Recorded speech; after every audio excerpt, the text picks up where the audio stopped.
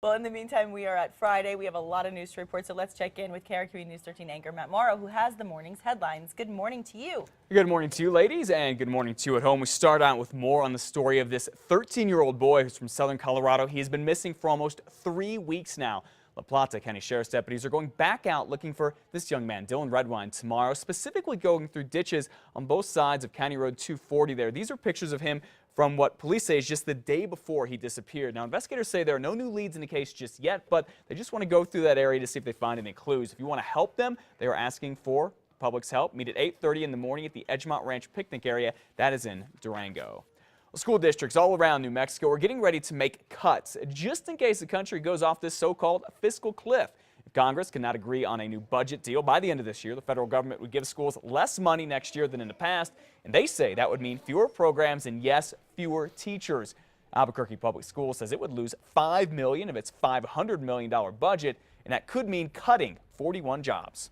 These positions are in the most needy parts of town with the students that are facing some of the most difficult challenges.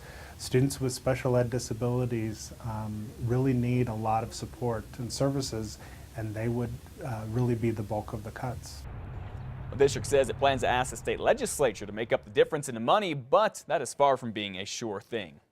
It looks like that big scientific ghost town that was supposed to go near Hobbs here in New Mexico could now be headed to Luna County. Yesterday, commissioners there unanimously approved an agreement with a company called Pegasus Global Holdings to see if the ghost town would work there. Now, take a look. Pegasus wants to build this completely wired town that has streets, buildings, all sorts of things, but no one would live there. And instead, all kinds of systems would be tested there. It could add millions to the area and economic development.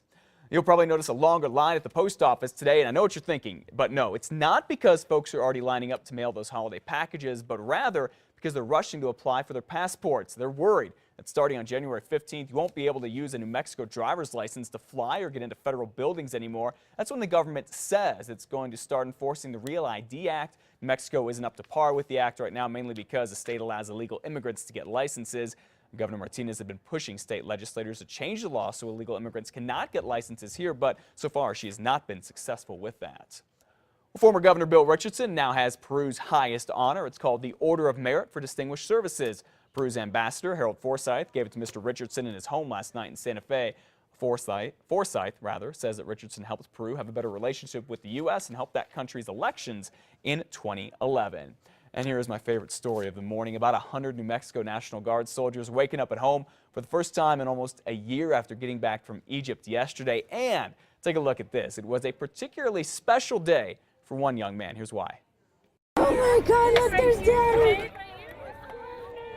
All right, that is Patricia Crespin. Her daughter, Liliana, there was born just days after Patrick there left for the Middle East. Now, he's only been able to see her online, has not met his daughter. She's almost a year old, but when he got back at Sunport yesterday, they were able to meet. Lots of hugs, kisses, smiles, and probably some tears. And we have a big thank you to all those men and women for their service to the country, and we're glad they got home safe. Well, that wraps up your headlines on this Friday morning. Make sure you check out KRQE New this morning. On Monday, it's going to be a very big weather day, as Kristen said. Any schools that are closed or delayed and roads that are closed, we'll have you covered there. Ladies, have a great weekend. Send it back to you now. Thanks, Matt. That's very helpful. I mean, obviously, we don't get those delays. We don't get to come in later, have a day off, but, you know, I always watch for those, and it's so helpful for the kids out there. It is, you know, and seriously, I'm going to talk more about it in a minute, but if you're going to be doing any traveling out east on I-40, it could really be a mess for you Sunday night and up in the northern part of the state, too. Good to know.